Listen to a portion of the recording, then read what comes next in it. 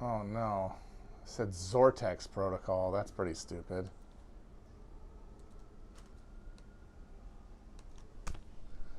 Bugs back here now. Not that many. How many we got? Got a few. Shouldn't be too bad. Got a few little muchachos messing around.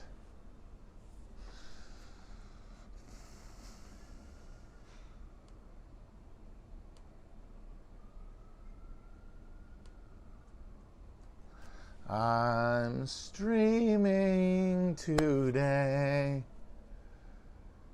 Streaming across to the Virgin Chapo FYM Twitch stream.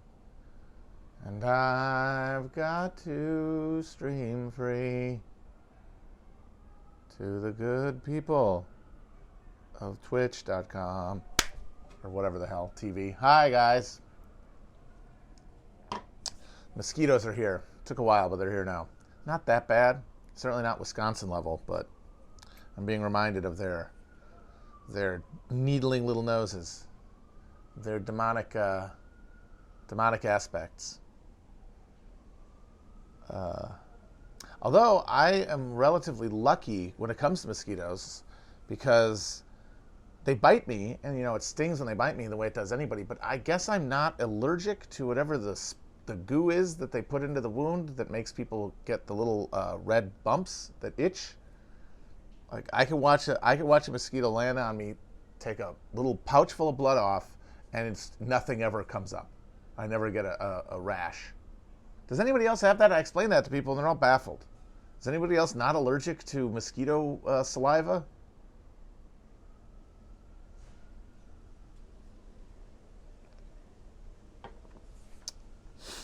I know that it's a commonplace. It's one of those things that people think they know as like a fun fact, that you could kill all the mosquitoes in the world if you could figure out a way to kill them. It wouldn't really undermine any ecologies. It would be a pure win for everyone, because not only do they kill more humans than any other animal thanks to malaria spread, and of course now with West Nile expanding into the U.S. and marching up the globe, it's going to be even more vectors of disease. And they also do not provide like the primary food stuff for any other animals, because that's usually the argument is, see, you can't get rid of this animal because it's part of a chain. There's no animal or key insect species whose diet is primarily mosquitoes. They're ancillary. So if we could get rid of them, we could. That would be cool. And that's the kind of thing where, we're not going to fix climate change, but someone will figure out a way to kill all the mosquitoes as they become more of a problem as climate change accelerates. That's how we're going to manage climate change. There will be no huge break that destroys civilization. All of the meta problems emanating are going to be rationalized away and marketized away through some combination of technology and financialization. But the main thing making everything worse will just continue to go, because there's no alternative to that. There's no profitable alternative to that.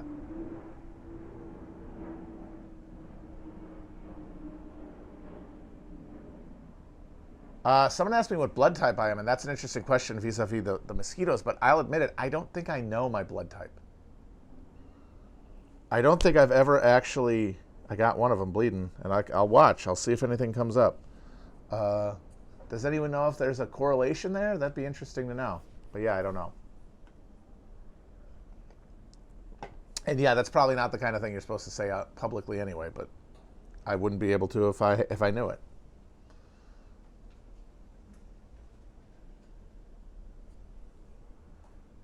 Now, I never gave blood because I was terrified of needles for a long time, thanks to the fact that I went from being a kid who was terrified of needles the way normal people are to a teenager who had every nightmare of needles that ever scared me happen all at once. I actually had a spinal tap, like in Exorcist, which you are awake for. You're fully conscious of that, and there's not really an anesthetic. It's pretty horrifying. And just having that happen, I was just like kind of I was in shock just because I was I was unable to assimilate that this thing I was terrified happening was actually happening to me. And so that after that, I was just, and ever since I've had this, I've been got the main like traumatic elements is I have this fear of medicine and fear of medical implements, and also hypochondria. I spent years vacillating between different conditions that I was certain I had. Like I have some issues related to the spinal injury that cause cascading, discomforts in the body. And over the years, I've convinced myself that I have cancer a bunch of times. And then when that's no longer viable, I have been very sure I was about to have a heart attack. And you can always rationalize it like, sure, you're probably not going to die of one of those, but odds are in America you're going to die of one of them, right? At some point. So I was in this thing where I was a hypochondriac, but I could never really have my fear dispelled because the hospital was just as scary as thinking I was dying. The thing I was thinking I was dying of. I've gotten over that recently, though. Like, spirituality, to sound hokey, has helped. Has genuinely done what I saw it do with other people for most of my life, jealously, which is soothe those kind of recurrent existential fears.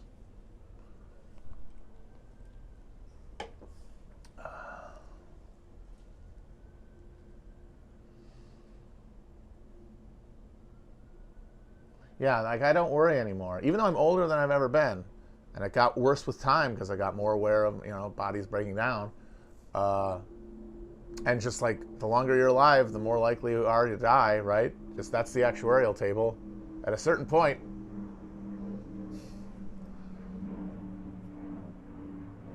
but now I don't feel that way anymore. I feel better. I mean, when I say about spirituality, it's like it's everything I've been talking about, like the Satori moment, the recognition. I have now what I've intuited from reading about people's descriptions of like feeling the divine or something, like the idea that there's a presence, and that was the big thing. That was my always rejoinder to religion for my entire life was my brain doesn't work that way. I don't feel anything. I don't feel presence, and I don't feel that there's anything there but my own voice clanging around in my brain. And now I feel a presence. It's not of a person, though. It's not of a consciousness. It's of all consciousnesses. Like the veil of Maya between me and everyone else and everything else and every time else. I'm aware that is a membrane. I'm aware that there's something like vibrating at a different frequency beyond it. And that makes a lot of the existential nightmare stuff that used to make it hard for me to enjoy anything really less biting. Someone is across the sink here. That's what they call the interior parts of like townhouse blocks in cities, like this, with apartments and stuff, like apartment buildings and townhouses. Well, it's a whole thing, and it's all facing outward. And the inside is everyone's backyard, and that's called the sink.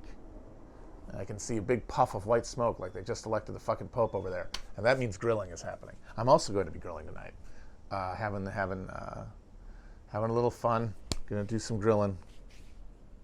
And do some steaks. Low effort tonight. I do have the long-term, before the summer ends, or maybe, I think September maybe, realistically, like sort of a goodbye to the grill thing. I'm going to try to do the less humid too, and I'm going to try to do the brisket, the all-day brisket. That's the big project.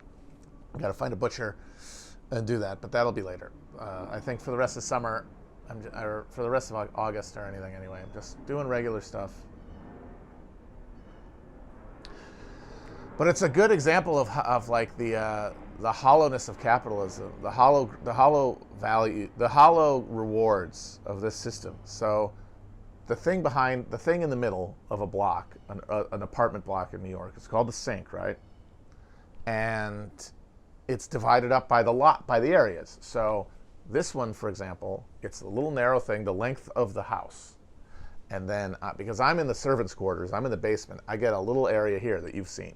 And then there's a wall at the other side you've seen at the other side of there's a wall on the other, that's right next to the grill. That is a much bigger portion for the upstairs neighbors.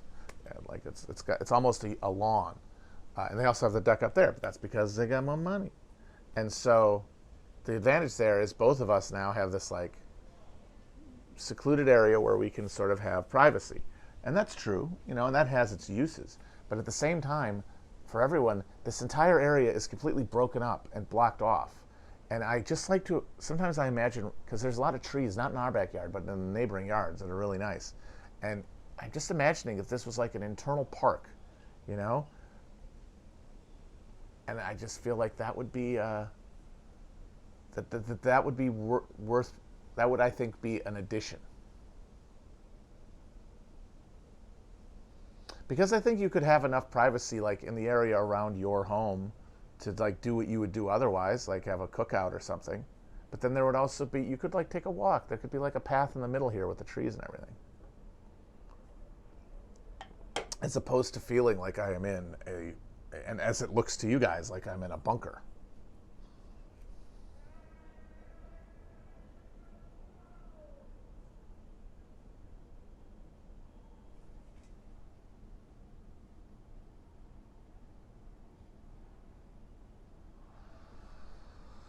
And it's that thing of like the value, the because there is a genuine, you know, the promises of capitalism are not entirely hollow. Like privacy is an actual thing that has use and value and is something that people need to be able to negotiate the pressures of dealing with other people.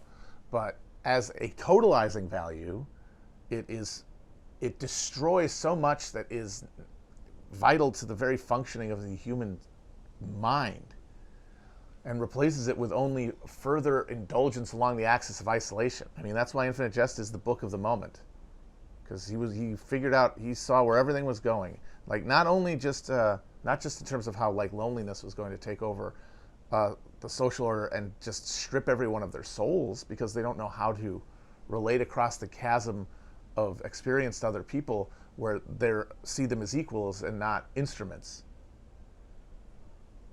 And the terrifying isolation caused by viewing all people like that. But he also predicted Skype and I believe Instacart and a bunch of shit. And his president, Johnny Gentle, famous crooner, is closer than any 90s dystopian vision of the president ever written. There is one exception. There's only one other thing that I think there's one other president idea, like for a future 90s sci-fi thing, that is, in my opinion, the most perfect for future casting imaginable. So RoboCop has a sequel. RoboCop has 2 sequels. Less said about the third one, the better. It's not even R-rated. It's directed, I believe, by Frank Miller, or he wrote the second one. I don't know if he directed the third one. Anyway, dog shit. Doesn't even have Peter Weller. It's got that Canadian guy. It literally had a Canadian, non-union Canadian equivalent of RoboCop. Phobocop, more like it. Zing. That's right, I said it. I called him Phobocop. Okay, Irvin Kershner, the same guy who did Empire Strikes Back. And you know what? It's not quite as, well, the thing is, it's not as good as Empire Strikes Back, but it's definitely better than its reputation. And a lot of it's the fun of it is it's actually about like the making of a sequel. And the best sequence in that movie is when they show all of the attempts to make another RoboCop, and they fail because like the guy shows up and he just starts shooting the doctors and then blows his brains out, and one guy pulls his helmet off, revealing his screaming skull, and then dies.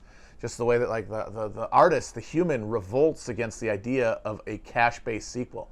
But even with all that, but with that kind of mindset, it's a good movie, prescient in its way. It talks about Detroit being declared bankrupt and then sold to a company, which is essentially what has happened to Detroit.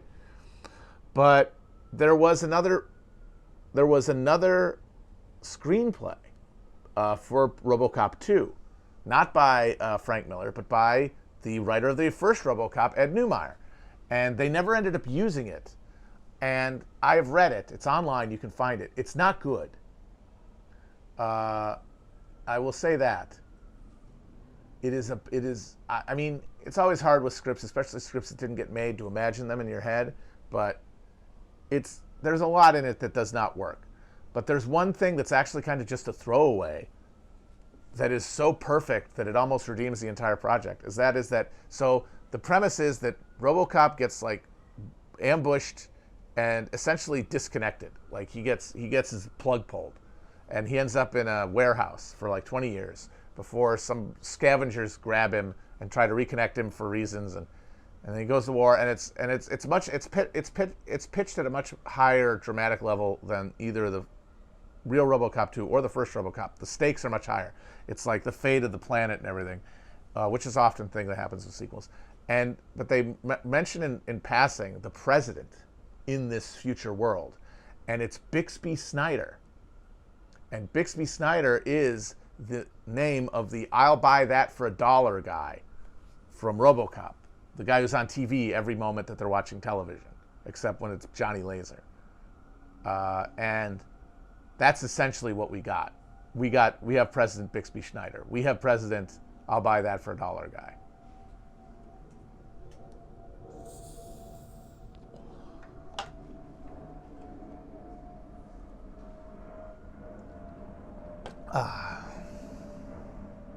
The Star Wars sequels aren't good either. Ed Neumeier wrote those too. I think the budget has a lot to do with things, and collaboration also very important. And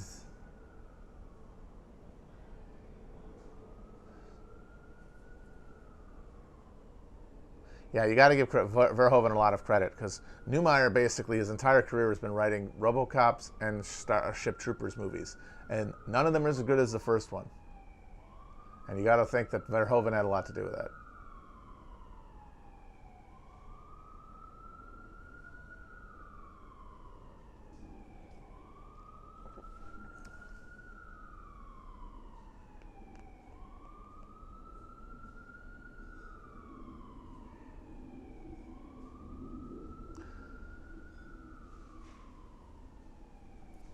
Someone asks an interesting question.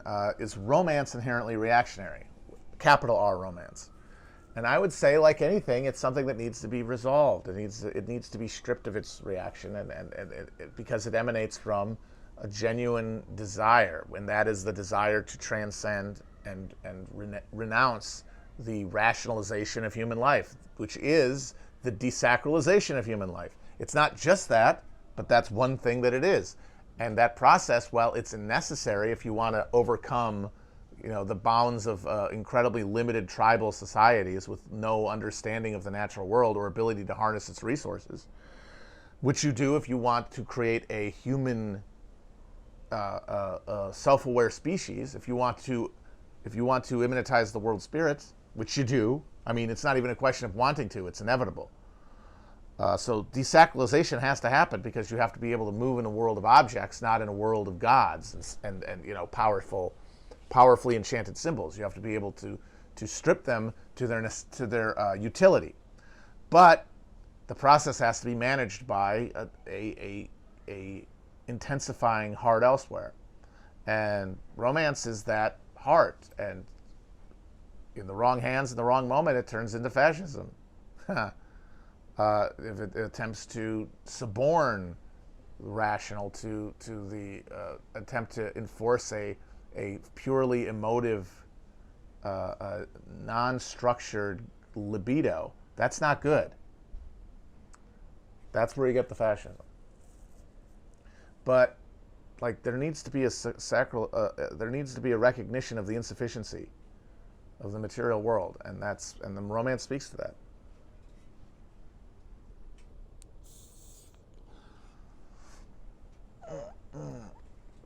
I got shit. I got 1 second here. I might have to log off, but I'll log right back on. I got a message I got to respond to. I'm back. You guys, am I still here?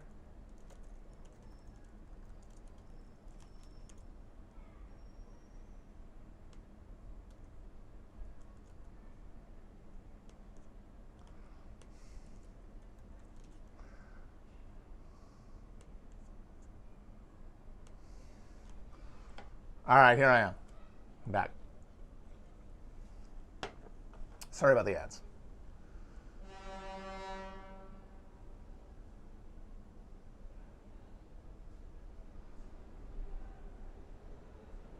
Yes, I've been replaced by QAnon clone. The proofs.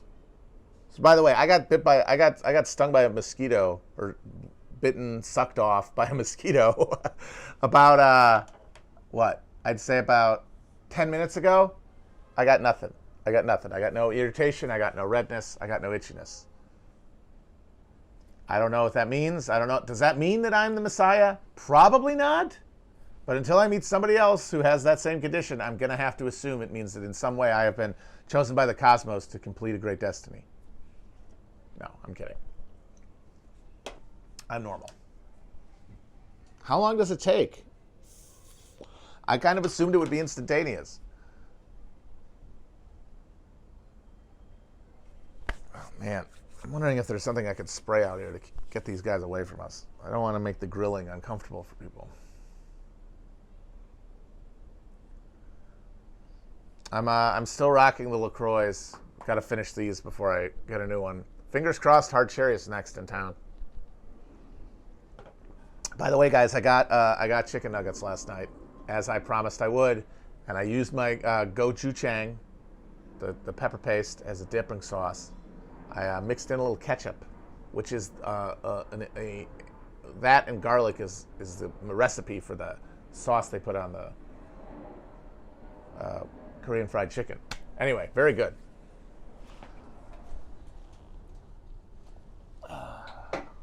It was nice.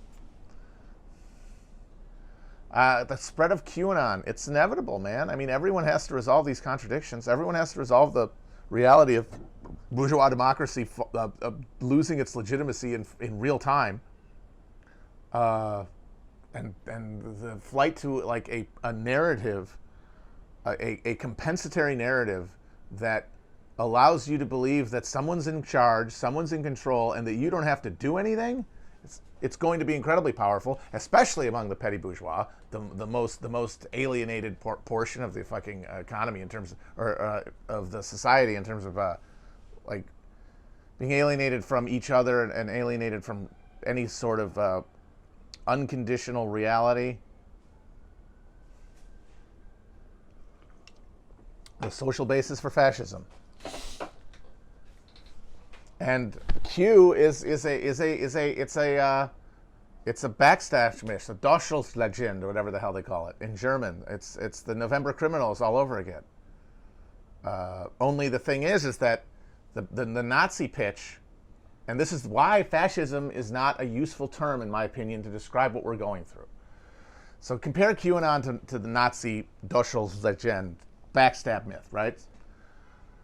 The Nazi history of World War I was brave, powerful German Empire was in a position to win, defeat the horrible, the dirty Anglos and the smelly Jacques. When these politicians, these SDP politicians or SPD politicians, these triple parentheses politicians, rose up and stabbed them in the back. But that was just the first part of the narrative. The second part of the narrative, and we have to punish them. Join the Nazis. Come out into the streets. March. Vote. Beat up a communist. Maybe shoot one, if you're really serious about it. And what does QAnon say? QAnon says we live in this decaying shit realm that's supposed to be the greatest country in the world because the institutions of governance and social control are ruled by a cabal of child-worshipping monsters. They have the same otherness of the Jewish November criminals, but because anti-Semitism has become less of a cohesive social expression and now more of a fringe alienating thing, it gets turned into essentially stuff that was taken from culture. The same way that anti-Semitism is drawn from like folk European culture. Folk European culture is suffused with anti-Semitism because the Jews were not part of the community. That's the flip side of community, and why community is such a fucking fraught concept is because it's unity, but it's also unity against, and that is why that's why there's a teleology to Marxism, is because a global, self-conscious human species has transcended the divide. between self and other, between in-group and out-group. And but if in the absence of that, you have tribalism and you have fear of other. And so the Jews were always an excuse for why things went wrong, because it's easier to take it out on someone else than it is to deal with an internal problem. If you're on the top of the pyramid or the bottom, it's still there. So anti-Semitism is a folk European concept that could then be channeled to explain away the incongruity of the mighty German army losing a war to a bunch of frogs and Brits and half-breed Americans. We don't have that. That's not really, I mean, it's part of the firmament in like the more abstract level, but it's not as gut evocative or as widespread as European anti-Semitism was. It's now been transferred by culture, by our Hollywood dreamweavers, ironically enough, into these archetypes, which these guys have decided this is the bad guys, and they're why we don't have a good country.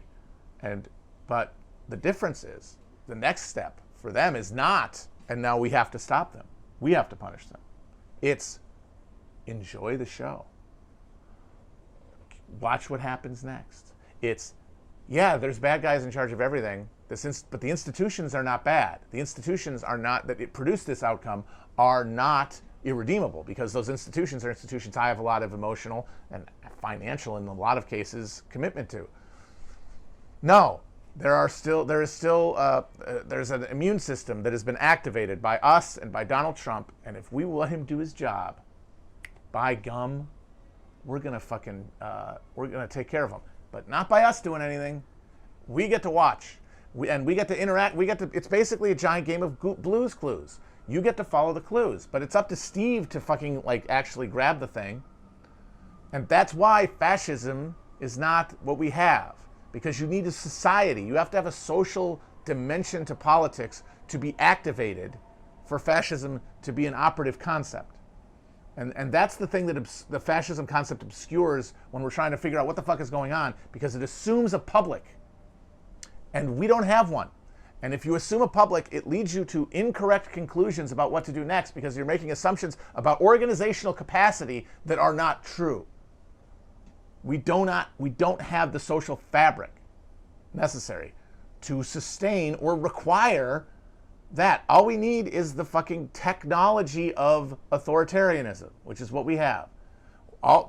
You need this much. You need X. This is the amount of authoritarian control you need in a society where bourgeois democratic norms have been stripped away by crisis and can no longer sustain the social friction caused by exploitation of capitalism, because there's no more money to lubricate the exchange. We're grinding gears here. It's pure extraction. We're being proletarian. We're going from being proletarianized to being reinsurfant under techno-feudalism, and it's like the chassis is buckling under that reality. What do? Well, you've got to have a certain amount of repression. You have to have a repressive apparatus to maintain enough of a social bond to keep these people in the positions as consumers and workers that we need them to be. So this is it. And it's a mixture of human inputs and political legitimacy and technology. And in the 1930s, the ratio is mostly human political input, because the political sphere is engaged. Everyone's political. They just got democracy in Germany, for Christ's sake, at that point. Everyone was, the vast majority of people imagine themselves as political vectors, and specifically the working class, all communists or social democrats, considered themselves part of a political project and lived politically and had a political, and that meant that the government required a political legitimacy. And fascism was a mechanism to procure political legitimacy for capital in the realm by adopting a lot of the language. That's why they called themselves socialists. That's why there's a red in the banner. They actually said, why do you want it red? The communist flags are red. And I think it was Hitler who said, or it might have been Anton Drexler who said, we want to out-Herod Herod. They're red, we're redder. Because at the end of the day, fascism, stripped of all of the confusing shit and the loaded emotional stuff and the argument about is it the theory or the praxis? Before it was anything, it was a sales pitch. That's what distinguishes fascism.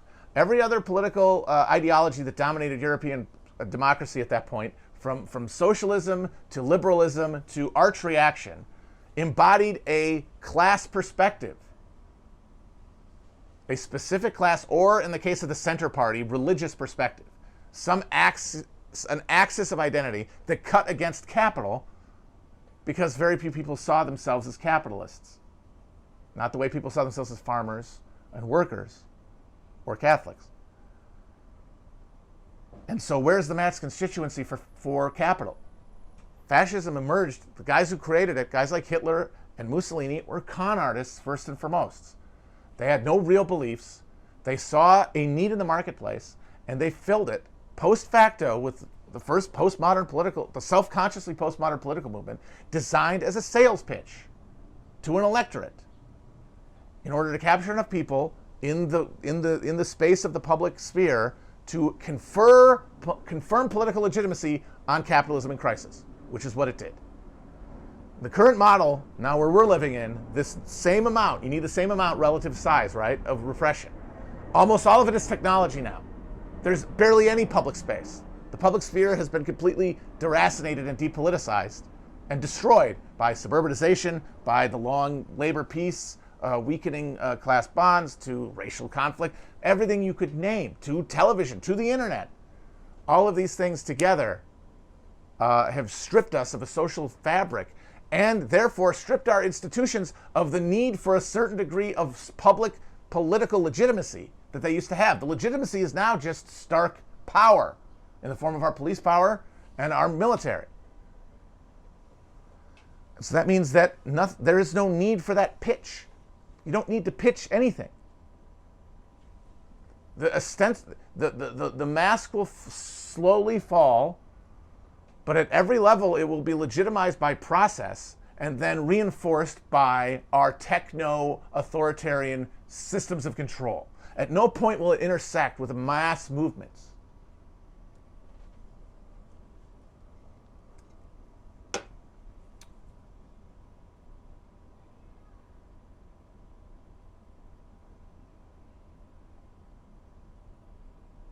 Someone asked for a good book on Buddhism. There's a couple. Actually, my friend, shout out to my friend John, who had a very similar experience to me before I did, and has been on Buddhism for longer than me. When I first had my moment, he helped me, hook me up. He got me a couple of great books. Thich Nhat Hanh's The Heart of the Buddhist Teachings, and Mindfulness in Plain English, which is apparently a textbook for school kids in Thailand, and is a very good entryway to the practice of like meditation and essentially trying in any way to shut your fucking mind off, which is the hardest thing in the world, for me anyway. It's insanely difficult, and I need help.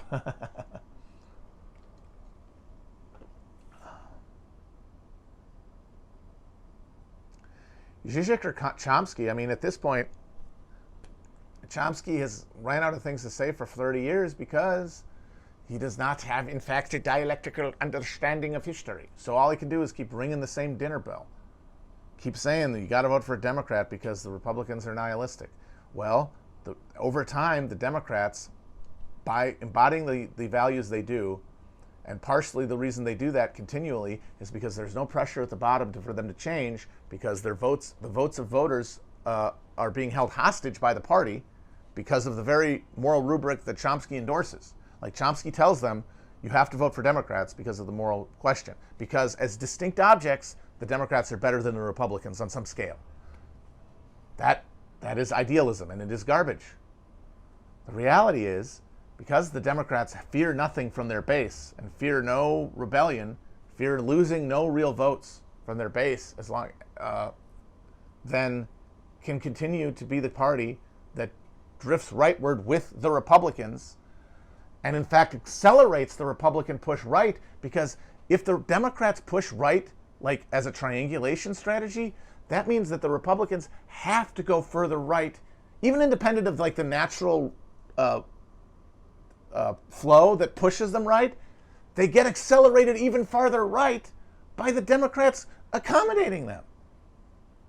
They're connected. All these things are in connection with one another. They're not discrete things. And that's why I don't really have any use for Chomsky anymore. But that doesn't mean he's bad or that Like his classic works aren't worth reading or anything because everything isn't all or nothing.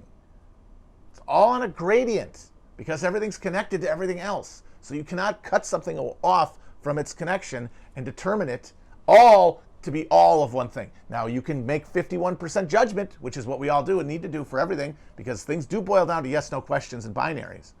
But that answer is not complete. This is all of this and this is all of that. This is 51% at least of this.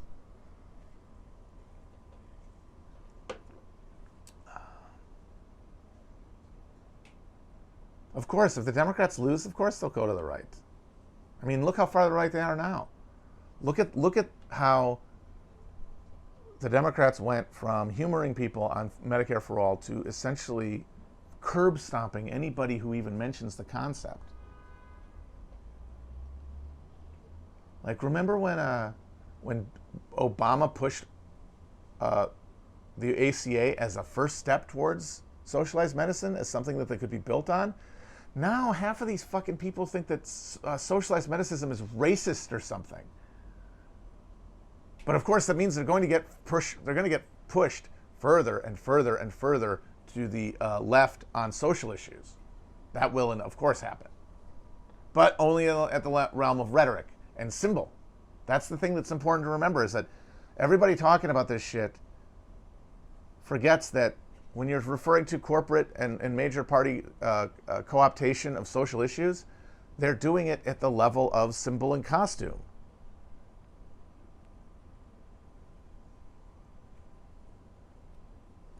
And if they aren't, that doesn't help either, because none of these problems can be resolved at the level of symbol or at the level of social issue, because you have to make material changes to generate new social relationships that are more equal.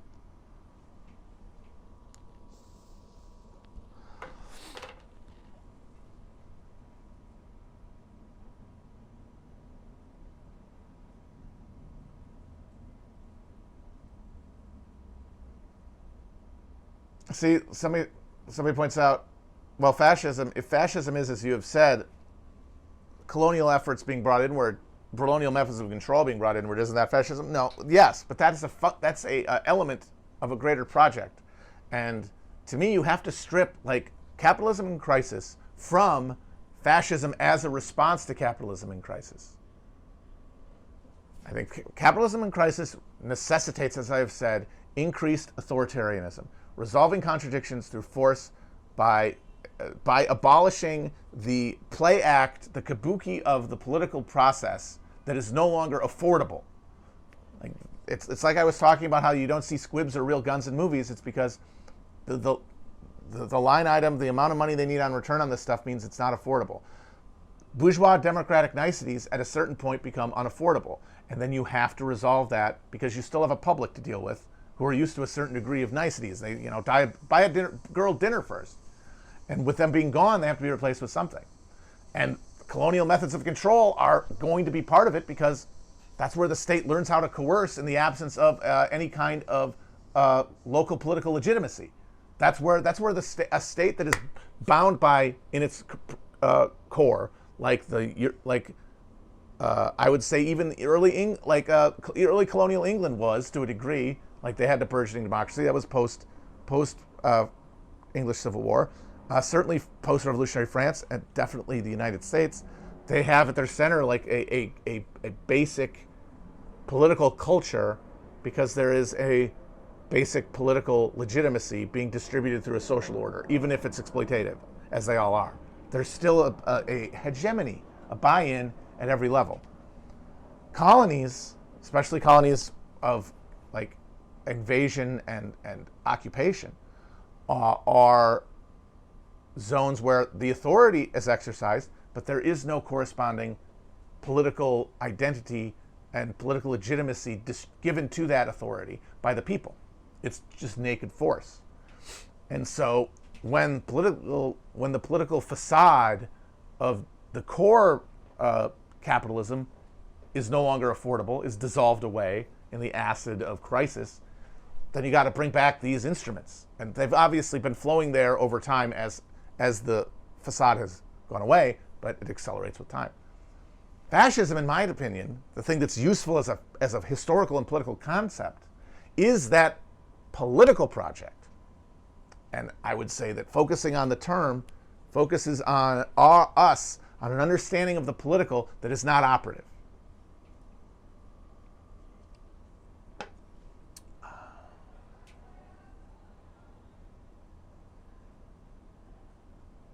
I think that made sense, right? That seemed like a good one. That seemed like it made sense. I've been trying to get at something with that, and I feel like I finally got it out of there. I feel like I pulled a sliver out of my thumb or something. I feel good.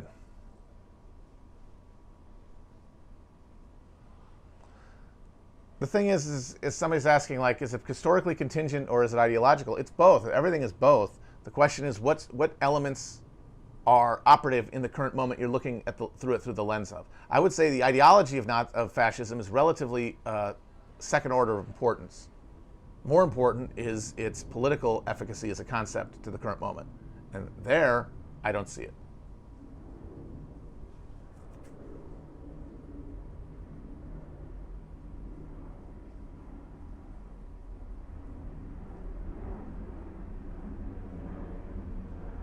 I believe it is linen. It's very nice. This is one of my favorite summer shirts.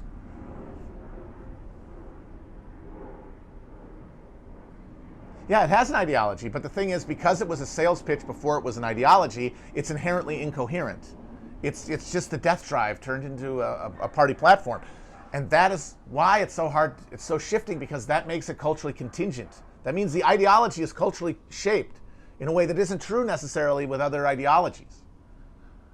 Because it is, first and foremost, a channeling of native cultural emanations of alienation, specifically from like the dominant middle class strata as it encounters economic conflict and social change that it cannot process.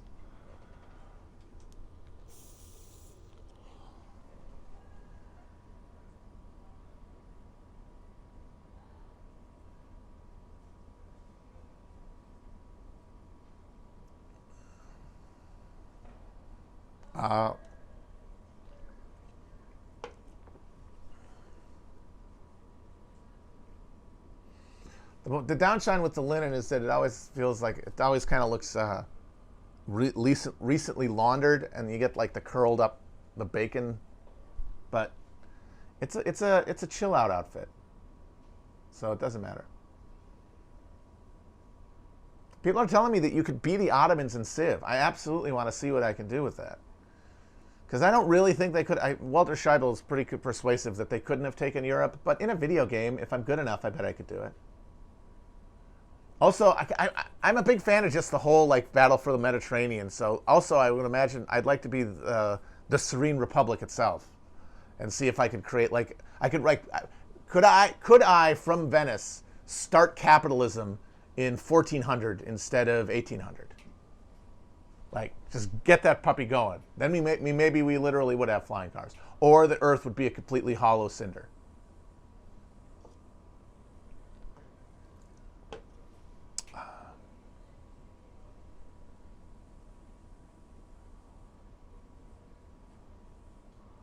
Okay, someone said, yeah, that seems more of a universalis thing, but that's a good one. I was thinking of like different things to shoot for, and I like create capitalism in Europe 400 years early with Venice. And it's the Ottomans are a big reason that Venice declined and ended up being sort of a prefigurative model and not the beginnings of capitalism, because it was the reflow of the redirection of trade to the northern tier that helped jumpstart it in the Low Countries and the UK.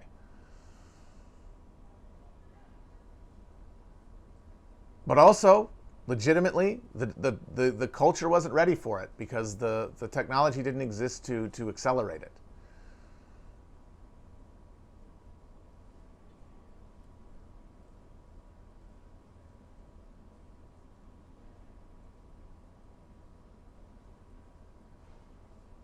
Yeah, no, I mean, there was no other way for Venice to go. I mean, that's why these things are all kind of, bad history, because they make you assume conditions that didn't obtain and undermine like the fixedness of things, and how like you really don't have a lot of options. You really don't have a lot of choice in any moment. But in a video game, hey, maybe I can do it. People are also telling me to play Victoria.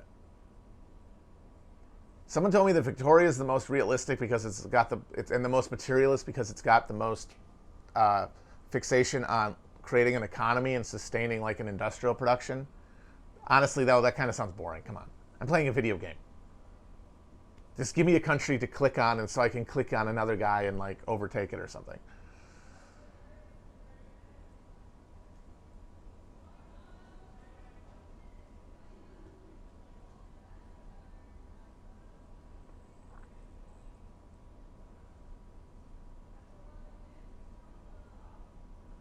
I also would like to see if I could prevent the Reformation from happening, for sure. Get a Habsburg universal hegemony going with Martin Luther's head on a stick.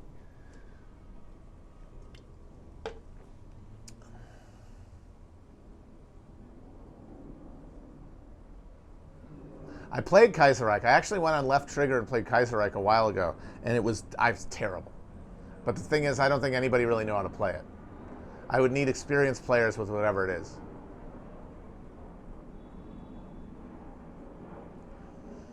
Thing is, though, if you end the Reformation, but it doesn't change the fact that there's this trade thing in the northern tier of Europe, even if it doesn't get called the Reformation, it ends up being capitalism.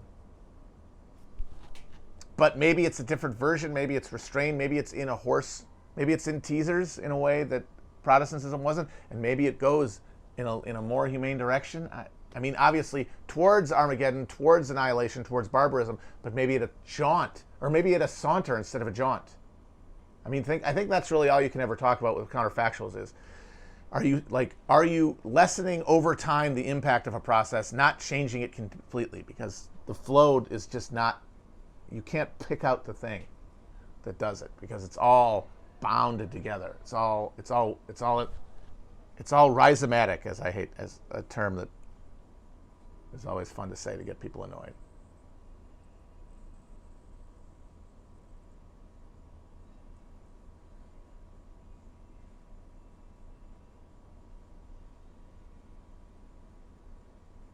Shittiest founding father. Okay, I like shittiest because it doesn't imply the historical judgment that I don't like making, like good or bad. Shitty is a personal trait, and that you can talk about. You could talk about his historical figure, like, is he an asshole? Is this guy a piece of shit? That you could talk about all day. Whether they were good or bad, especially if they were very consequential, now you're mixing your categories up.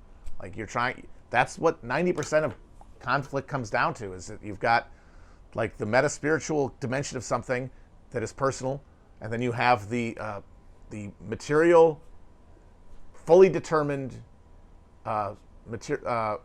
relationship of items to one another, and one emanates for the other, but the judgment you use for one is not the one you use for the other one. But I'd say the shittiest, just like personally I don't like him, is Jefferson.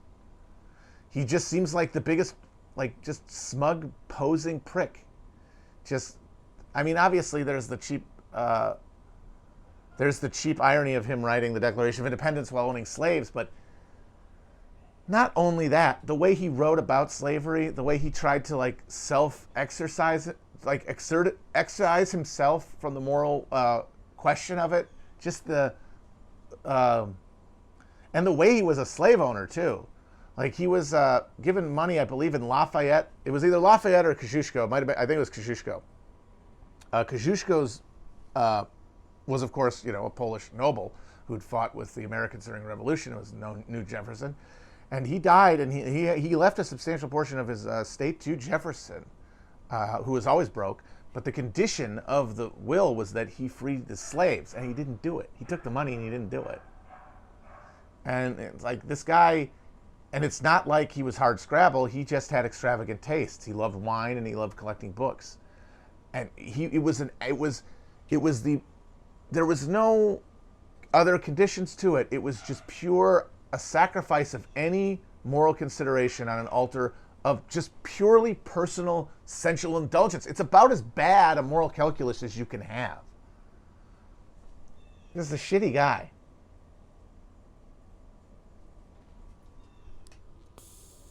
Also, the yeoman farmer bullshit, jack me off forever. Just a complete fantasy. No relationship to reality, no relationship to the wheel of history and its inevitable turning.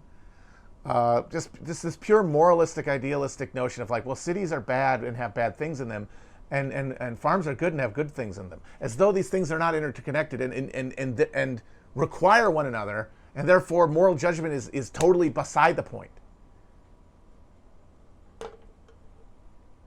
And is, of course, this brilliant idea of like, oh, what about a yeoman republic where everybody is a small farmer? Entirely predicated on the fantasy of continual expansion, which you can't tell. And the thing about that is that you could say, hey, they didn't know any better.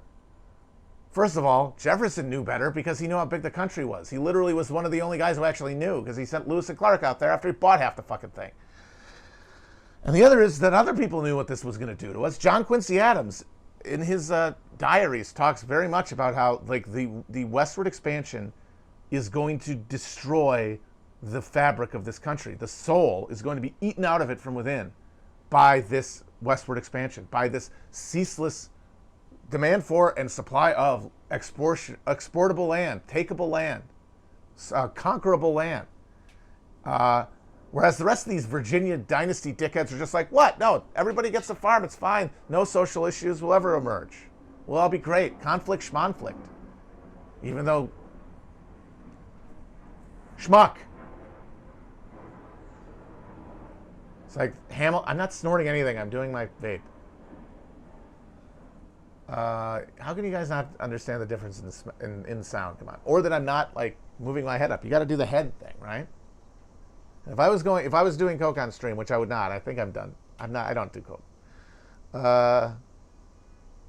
I would, every time I did it, I would put on Manish Boy by Muddy Waters and go into the camera. Because come on, Goodfellas. Am I right?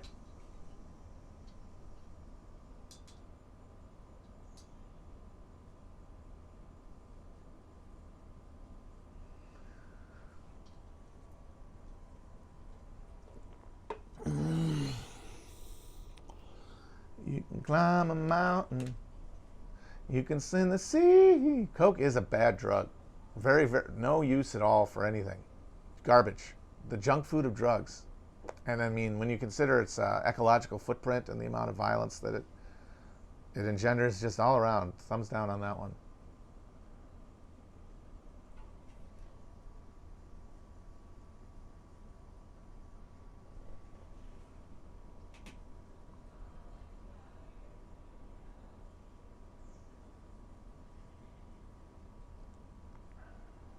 I think cocaine must be popular. I mean, I wonder why people like it, really.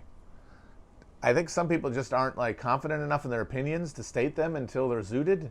Like they have to be like, have a button press that says, you know, tell your ideas.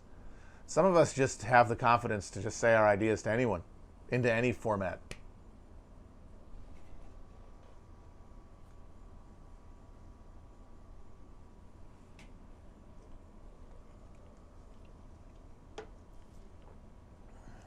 Ooh, this is an interesting one. Who is the most cringe president? That's a good question. I gotta think back through here. Cringiest president. I would say, from the modern perspective, and maybe even at the time, it's got to be Nixon, due to his raw need, right? Because that's what cringe is. You're cringing with embarrassment. You're cringing because you're imagining how bad it would feel if you had said that, right? That's why you're cringing. And Nixon, his entire public presentation was this hangdog, very kind of self-consciously, self-pitying style. And then, of course, he debates with Kennedy and just gets trounced because he looks like a sallow loser. And then he does things like, after he lost the 1962 gubernatorial race to Pat Brown, he just vents to the media and he goes, "You guys won't have Dick Nixon to kick her out anymore."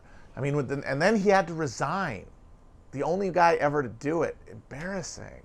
Oh, God, can you imagine just giving it up? Every instinct in my body rebels against the notion, but I must step down. Of course, the guy had wanted to be president. All these guys, they've only ever wanted to be president. And he gave it up because of how badly he fucked up. And the whole time sweating, 5 o'clock shadow, talking about his mother. My mother is a saint. That's embarrassing. George H.W. Bush, also very cringe. Because one-termer, and one-termers are all cringe. Carter's cringe. Poor Martin Van Buren, as much as he was a political genius, is kind of cringe. The guy built the democracy around the figure of Andrew Jackson, and then he gets turfed out after one term because of a depression that started under Jackson, and then spends the whole time getting derided as a little fancy lad with silk cufflinks and fine wines sitting in the White House, even though he was the guy who invented the democracy, the Democratic Party, originally founded around yeoman masculinity. And some fucking Whig, the party of church boys and financiers, the cityfied party, gets this guy to come in from a war. A guy come from the war with the natives, which is exactly the kind of thing the Democrats waged unceasingly to keep the mob at bay with land. And he fucking says, I grew up in a log cabin and drank hard cider. What did you do, you little fancy lad? And it worked. Can you believe it? Embarrassing.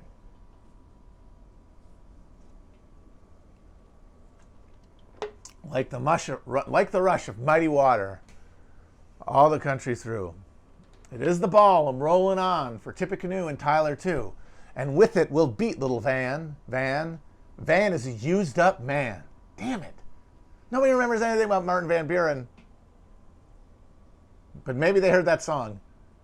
Van is a used up man. I mean, that's a fucking diss. That's shade. That's tea and I'm sipping it.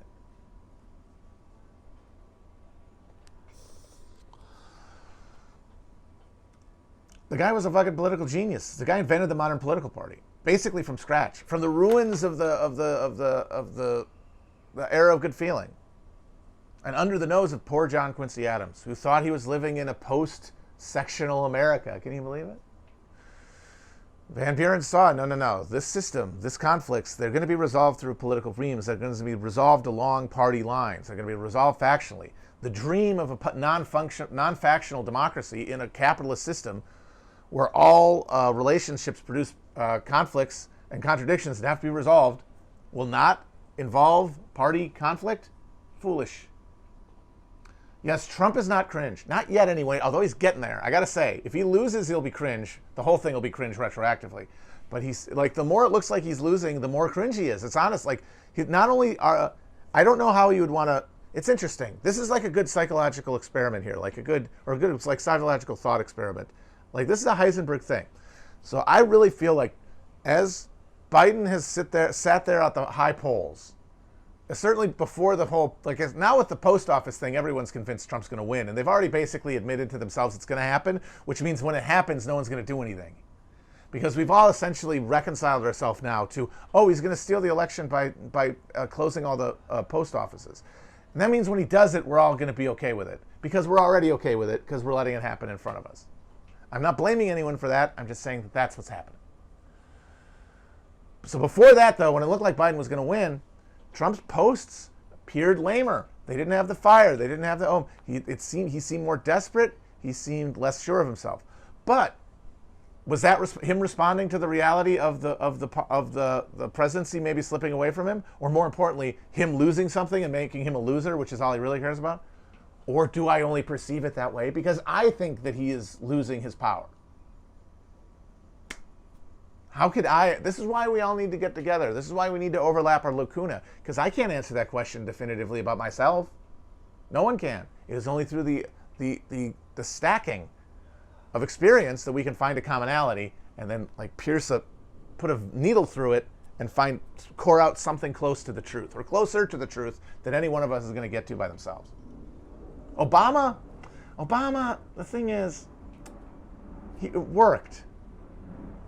I don't know if you can ever call a president cringe when he cruises through 2 terms. I mean, he got his ass kicked, but did he care? Like, all the stuff that he got his ass kicked on is not stuff that he cares about. What he cares about is got 2 terms, is cool, hangs out with Hollywood celebrities, gets to eat the baby brains with all the other guys. Hard to imagine he's cringe then. Truman can't be cringe because there's no more epic moment than the 1948 election. Holding up the Dewey Beach Truman Chicago Times. You will not beat that for ownage. That gets you through a lot.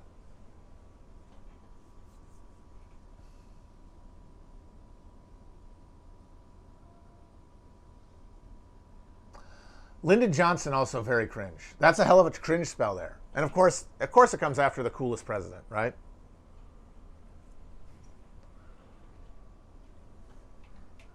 I would also say that McKinley and Garfield are cringe because they're the presidents who got assassinated but nobody remembers, which is brutal. That's like absolutely...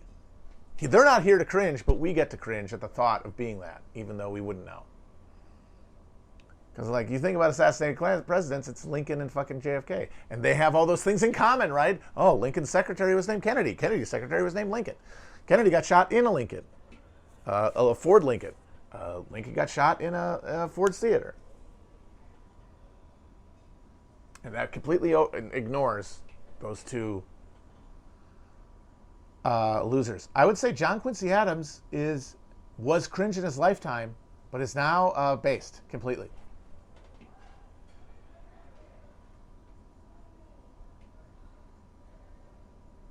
Andrew Johnson was cringe in that he would do things like go on drunken rants. I mean, he was shit-faced at his inauguration, which was, ad hoc in front of a judge because the president had just been shot. But he was hammered.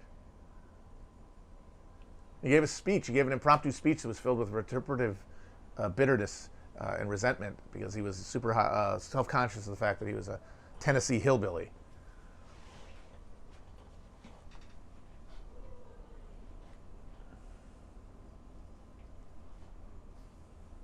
But he also pissed off. He was able to single-handedly derail Reconstruction to the horror of basically the entire political class of the winning country. Like, we won that shit, and the party that won it was in charge of the entire legislature, and couldn't do anything or couldn't do a lot of the stuff he wanted to do because this fucking cornpone shithead was hooting a jug in the White House.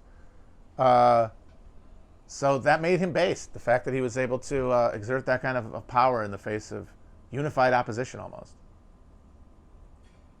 Jimmy Carter was incredibly cringe. Hey, everybody, there's this terminal crisis of capitalism happening. We cannot consume at the rate we used to. You guys just need to all wear sweaters and feel bad about yourself for being so materialistic. And everyone's going to see the importance of that. And they're going to pat me on the back for being straight with him. That was for like 5 minutes, people did. He got a big bump after that speech. People forget that. But then, at the end of the hostage crisis happened, and it was like, oh yeah, you're just a big wuss. You're just a big fucking wuss. Yeah, Carter was a complete psycho. Did you guys know this? He did not have a chief of staff for his first 2 years in office. He was essentially his own chief of staff. Chief of staff is one of the most intense jobs in Washington. Very few people do it for more than 2 years, unless they have like no family. Like Andy Card, I think, was Bush's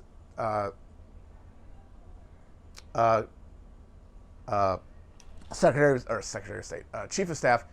He was Bush's Chief of Staff for the full second term, but he was like an incel. He had no wife, he had no kids. It's usually 2 years. And he was president and Chief of Staff for the first 2 years of his term. Nutcase.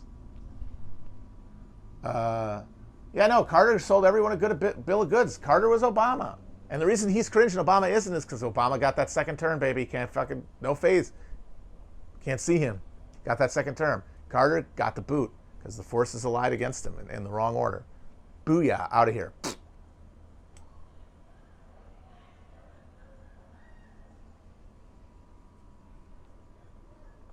But he sucked. And he got people in because he convinced people that he was a good person. That he was a good human being. And that's what mattered. Because everyone had been horrified by Nixon, and because we cannot systematize anything, because we have to personalize everything, that's what this culture does, Nixon's evil had to be described in personal terms. His personal personality and his personal wickedness. And that meant that the problem of the lack of trust we now had in our political institutions, it's not because gas has gone up 100%. It's not because every factory in the country is already starting to shut down, that things cost more and people are making less. No. That has nothing to do with it. It's because we have evil people in charge. And if we get a good guy in there, he'll be good. And the thing is that was also what Carter thought. Carter thought he was a good person. He wasn't lying, and that's why people believed him. He was not selling people some fraud about how he was a great guy. He really thought he was a great guy, and tending his moral garden was the only thing he really cared about. And that meant that when he was confronted with the crisis of stagflation, his answer was, well, we need to be virtuous, and that starts with me. And one of the most virtuous things I could do is start imposing limits on what's politically possible in terms of spending, and tell people that, hey, you know how we're the Democratic Party and our job is to provide you with the goods of capitalism? You don't get any of that. They still get to keep all the gooker. The corporations are still in charge of everything. They still run your life and they demand your money, and they get all the profit, but you're going to get less money, and you should just fill that hole with spirit. I'm not going to give you even an idea where to get any of that. Read some for Christopher Lash or go to church. I don't fucking know. And it's virtuous of me to level with you. And you know what? If I lose power, if I get out of office, it's virtuous too. And Carter losing was obviously kind of like, maybe not at the time, but in retrospect, it's probably one of that sicko's favorite moments of his life, is losing. Because he feels like he now can, in his mind, believe that he did what all Christians are called to do, and that is imitate Christ in his life. He was martyred. He was crucified on a cross of fiscal responsibility.